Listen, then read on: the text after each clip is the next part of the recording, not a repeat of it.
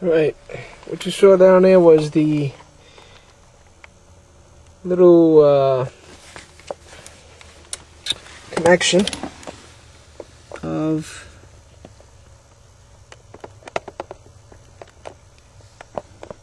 the cables.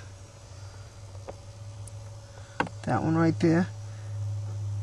The wires actually little red, orange, brown, black are from the gauge kit, and that's the daisy cable. Have it connected all together to go up into the pods that go behind the glove box. Your best bet is to take out that glove box. These are the wires that you see. The black is the hose for the turbo timer, not the turbo timer, the turbo boost gauge. That actually is behind that wall.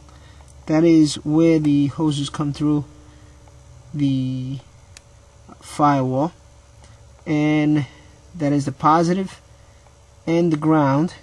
And I connected directly to this one unit which Rich had shown you guys. Got at Home Depot for about $6. It makes life easier to separate them. All you gotta do is put clamps on there and screw them down. And what I wound up doing is just sending it up behind the glove box. You can take out the glove box by just taking out all these screws. You have 1, 2, you got 1, 2, 3, 4, 5, and then you have one in there, one in there. Those 4 screws in the back on the inside of the glove box itself, once you push down the glove box, you'll see there's 4. You don't have to take those down. That just holds an amp that's in the back. It looks like an amplifier. Then you have 2 on the bottom of the glove box itself, and this whole piece over here comes out. It has a clip type plastic screw on this side. You can remove that and this whole area comes out. It makes life easier for you to pass the wires up to the gauge. You have to remove the pod, of course, to replace whatever it is, what type of pod you're going to be using, but you have to remove that pod. And just set up all the wires correctly.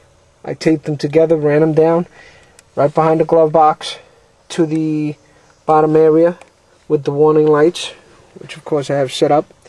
Still haven't put them up, but ran them all to the side. They're all plugged in, and then I put the glove box back in.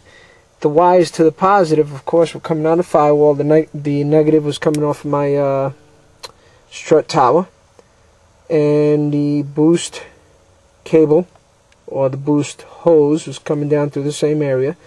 And all I did was use the same setup, similar setup to the one that Rich had done in the fuse box for the other wires, which are the orange, the brown for illumination, and the yellow, I think it is.